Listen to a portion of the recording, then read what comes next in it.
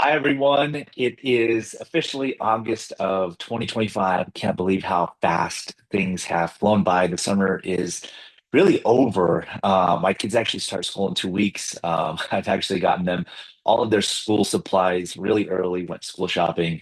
It's just crazy to think how quickly things go by.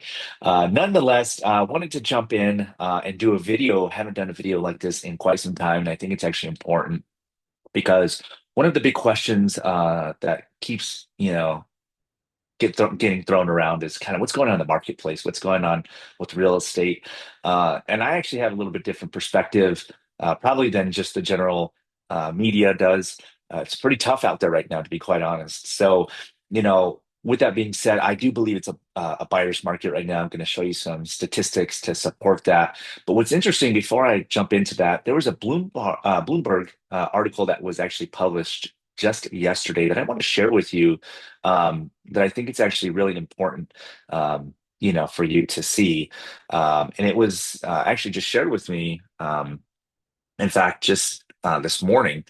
And you can read it here for yourself. It says fewer sales were signed in the US from April through June than any year since 2020, back when the housing market was still finding its footing after the collapse that fueled the financial crisis.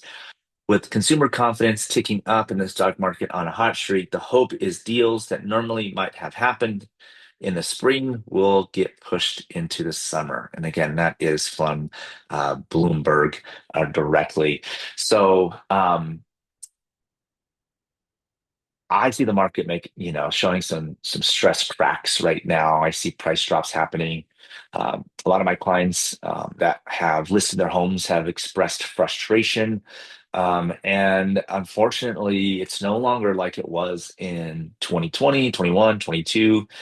Sadly, that train has left the station, and we kind of have to realign ourselves with a new mindset that things are harder to sell. It's not a fun process by no means anymore.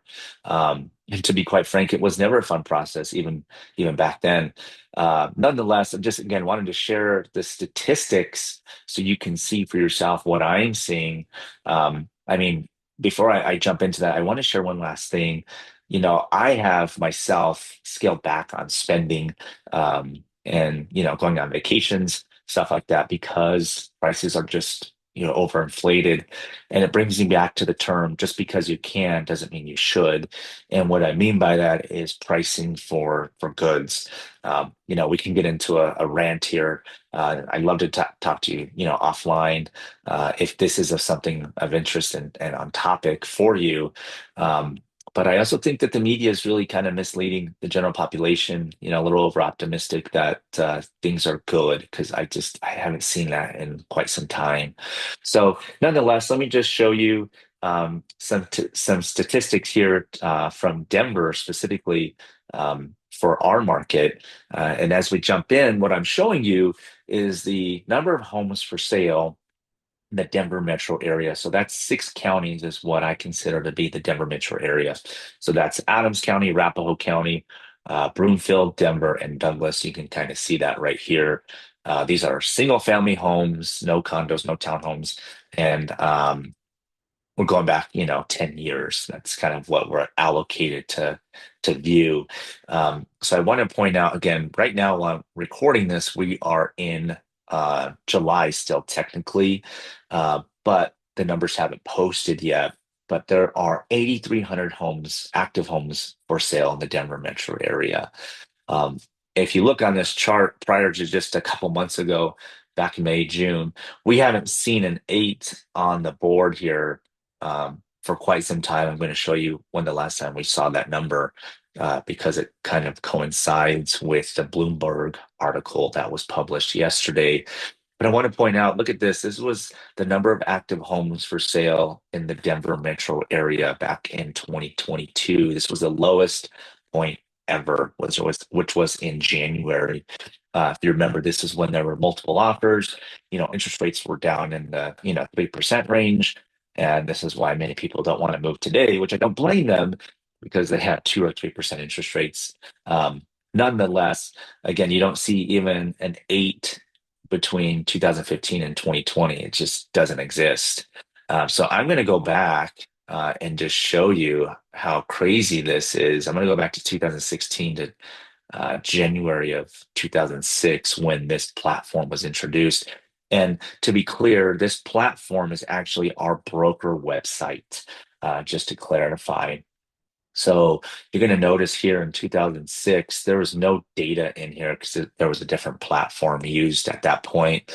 And you can see there was more implementation, more brokers were using this specific website to publish their listings for sale on Zillow, Realtor.com, etc.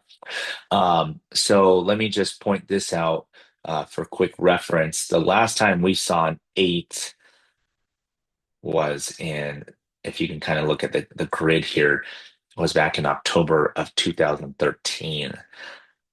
Wild, right? So that's 12 years ago was the last time we saw at least or over 8,000 homes for sale actively on the market. So yeah, I have seen a shift. I actually don't see this number going down either. And we can get into more detail about that offline if you like to have more discussions about it. But let me just point out the kind of 2010 era was, 26, 28,000 homes for sale. So we're not by no means in this territory, but we're also not going down in the number of active listings for sale as well. So that's important to note. I also want to just kind of click over here to Vegas as well. So Vegas just kind of consists of one county. It's just Clark County. Um, the way they publish is a little different from Denver, or I should say Colorado. But the number of active homes most recently is 8,600 homes for sale in Clark County or Vegas, Nevada. Um, so kind of coincides with Denver, but what's interesting is they don't have the numbers that Denver had. In fact, if you were to look at January of 2022, there were 3,700 homes for sale. However, what's interesting is that was at one point the lowest point or number of active homes for sale was just about that same era. Um, but again, you just kind of look back.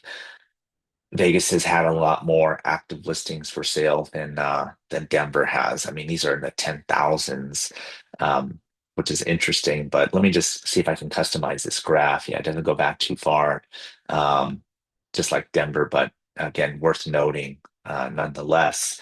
So I would be curious to see what it was back in 2010, but unfortunately, it doesn't give you the option to go back that far. So, with that being said, I just wanted to kind of show you, give you a snapshot of what's going on in the market. No, don't freak out. The good thing is people have been waiting for this. So if you have been on the sidelines saying, "Hey, I'm going to wait for the market to kind of slow down," I think we're officially in a slowdown. A lot of people are getting good deals on properties as well. So, I definitely encourage you if you're on the bench and on the fence, get into the game for sure. Interest rates right now are around 6.75. A lot of homeowners are paying for closing costs to buy your interest rate down in the low sixes, high fives right now. So if you can take advantage of that, you should.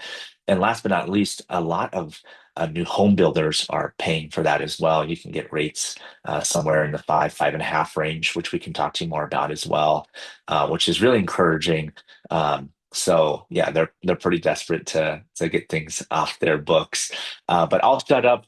Hopefully you watch this in its entirety. If you didn't, then you're not listening to this part. Nonetheless, look forward to hearing from you. Hopefully you got some value out of this, and hopefully I can see you at some point in the future. Thanks so much. Take care.